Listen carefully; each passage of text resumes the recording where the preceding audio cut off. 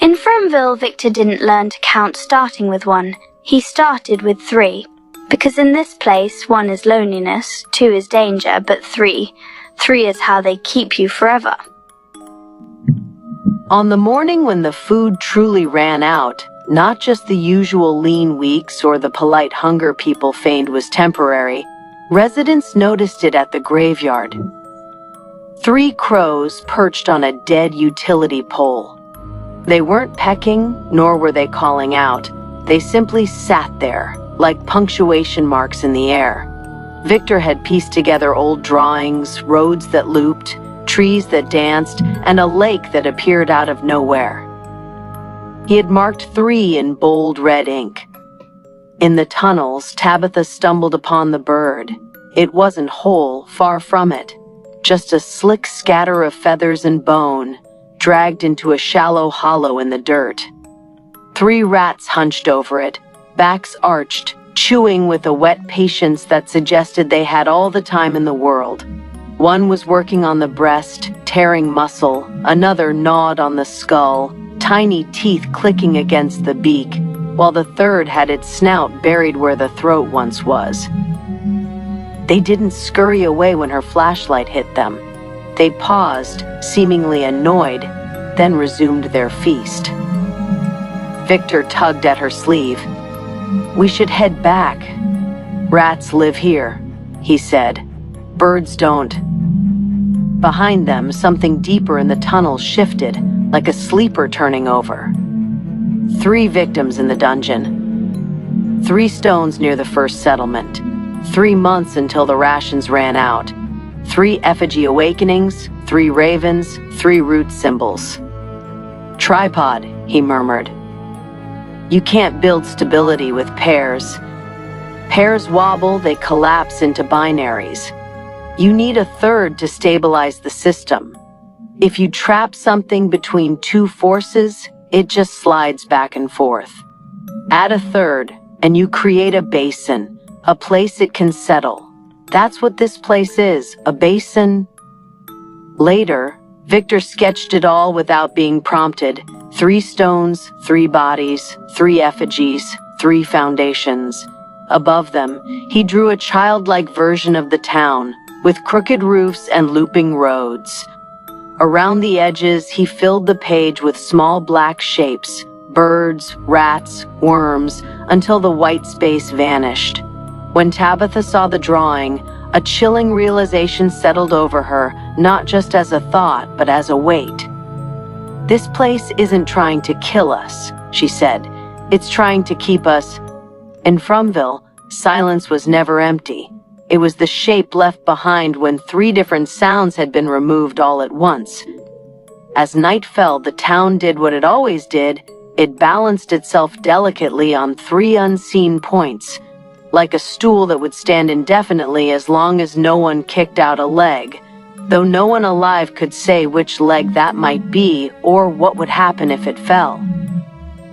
There's a pattern in Fromville that doesn't announce itself. No symbols carved into walls, no prophecies spoken aloud. It reveals itself in logistics, in accidents, in who suffers simultaneously. You only see it if you stop asking why and start asking how many. 3. Not as mysticism, but as a minimum requirement. When Tabitha and Victor traversed the tunnels and found rats feeding on a dead bird, nothing supernatural happened. No jump scares, no ritual markings, no ominous music. Just consumption. Victor wasn't surprised. Tabitha felt disturbed enough to want to turn back. The moment passed, but it was revealing. Something from the surface, something that flies, carries direction, navigation, sky, had died underground and was being erased by creatures that thrive below. Not 1 rat. 3, working in unison, efficient, with no message, no trajectory to trace. Later, 3 individuals were chained in a dungeon: Randall, Julie, Marielle. They were not alike in personality, status, or circumstance. Yet they formed a functional spread. One was volatile and physical, another relational and empathetic, and the third clinical and analytical. Body, bond, mind. Elsewhere, Boyd carried worms beneath his skin. They didn't kill him, they stabilized him. His tremors ceased, and his body became functional again, but at a cost. He was now permeable to something else. Surveillance rather than infection. He continued to act, lead, and decide, but always under pressure that seemed precisely calibrated to his emotional state. When he fractured, the town fractured. When he steadied, the town steadied. Not because he was heroic, but because he had become a load-bearing element. Victor played a different role. He remembered. He drew. He documented things no one else saw or survived long enough to process. Jade occupied a similar cognitive space, though from the opposite direction. Analysis instead of memory. Tabitha pursued physical meaning, digging, climbing, moving outward. Boyd absorbed impact. If you map function rather than personality, they formed a spread across action domains: endure, interpret, pursue. The system didn't need them to agree, it needed them all to exist simultaneously. In archaeology, certain bog bodies show evidence of what researchers call overkill. Multiple lethal methods applied to a single person: blunt trauma, strangulation, throat cutting. Explanations vary, but one interpretation is redundancy. Ensure death, prevent return, guarantee finality across both physical and symbolic registers. From a systems perspective, it resembles shutting down a machine by disconnecting power, severing network access, and destroying storage all at once. No reboot, no recovery, no data extraction. Bodies preserved in peat do not decay normally. Oxygen is absent, microbial activity slows to almost nothing. Skin becomes leather-like, bones soften, features remain intact. They aren't skeletons, they are records. Not alive, not gone, simply held in stasis by environmental conditions that prevent change. Effigies in Frumville evoke a similar unease. They aren't graves, nor are they statues. They feel like endpoints of a process that compresses a person into a durable state, something that can remain where it is placed and continue to matter long after agency is gone. Not a ghost, not a corpse, a fixed component. On a different scale, the town itself operates on triads of pressure. There's a constant threat from outside, creatures that hunt at night. There's a persistent incentive to hope, rumors of escape, visions, structures like the lighthouse. And there's daily routine, food preparation, rules, chores, negotiations, arguments. Remove any one of these and behavior would shift drastically. Pure terror leads to collapse. Pure hope leads to reckless exposure. Pure routine leads to stagnation until resources fail. The coexistence of all three produces a tense equilibrium in which people neither break completely nor resolve anything. It's a stable misery. Even time behaves in triplets: arrival, adjustment, deterioration. Newcomers enter, struggle to grasp the rules, then begin to wear down under cumulative stress. Some die, some harden.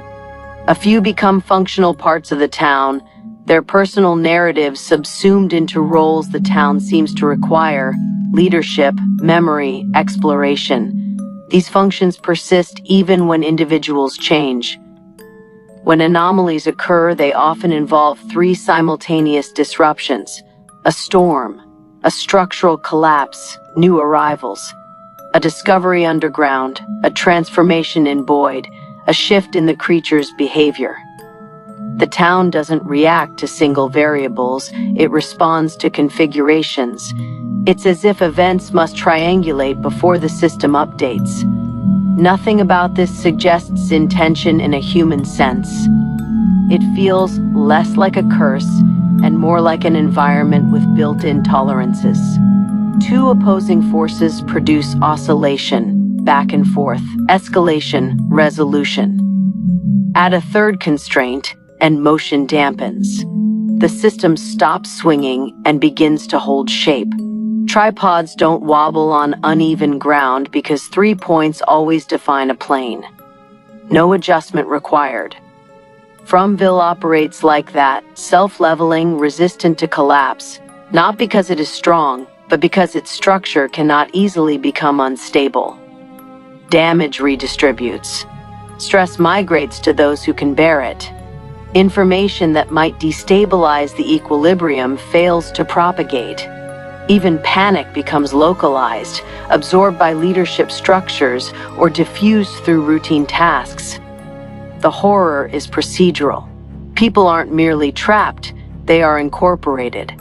Not erased, not liberated, but utilized to maintain the conditions that keep everyone else in place. Bodies as labor, minds as archives, relationships as anchors. When one element fails, another shifts to compensate. The town does not mourn, it recalculates. Seen this way, the recurring threes are not clues left by a storyteller.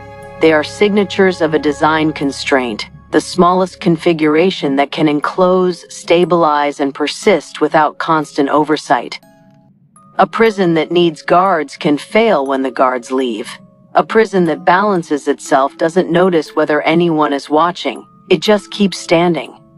This isn't a story of escape, it's a schematic of a machine that requires no operator. The architecture of this place isn't built on stone, but on the number 3, the absolute minimum geometric requirement for an interior to exist. A single point is merely a location. 2 points create a line, a vector of movement, an exit, a way out. A line is useless for a prison because it has no inside. To create a cage, the town requires a third point. 3 points create a plane. The moment the third anchor is set, a boundary is established. In this geometry, inside and outside are born. The residents aren't trapped by walls. They are constrained by the mathematical impossibility of a 3-point system having an open end. The tripod doesn't need to be a visible triangle on a map. It's a condition of existence. The process of creating an effigy isn't a ritual of hate. It involves 3 locks. The mind lock severing the cognitive bus, causing the subject to lose the ability to sequence logic, leaving reality as a series of disconnected snapshots. The spirit lock severing the uplink, where the voice serves as the medium of intent and hope. The body lock severing kinetic energy. When all 3 are locked simultaneously, the human is no longer a person, they become an object. A bog body is a passive archive, while an effigy is an active one. The 3 rats consuming the raven represent the same process on an informational level. The raven is a messenger from the above layer, while the rats are the below layer cleanup crew. They converge in 3s to ensure complete erasure, leaving no logic, no emotion, and no physical trace of the message. The protocol operates on every scale simultaneously, it resonates. Geographically, there are 3 red stones forming a boundary. Socially, Boyd is the anchor, Tabitha is the seeker, and Victor is the witness. The 96-day peace treaty equates to 3 months, pressure, and reconfiguration. If the town feels stably chaotic, it's because of the 3-body problem. 2 forces would eventually yield a winner. Adding the third force, the land system, creates a permanent chaotic orbit where no one ever wins and no one ever leaves. It's a state of forced balance. Effigies are the humans who have been successfully compressed into entities. They do not think, they do not feel, they do not die. They simply hold the space. They are the anchors that keep the 3 points of the triangle pinned to the earth. Fromville doesn't hate you, it is simply indexing you. It uses the number 3 because a tripod can stand on any terrain, no matter how broken. As long as there are 3 points of pressure, fear, hope, and routine, the ceiling of this world will never fall, and the door will never open.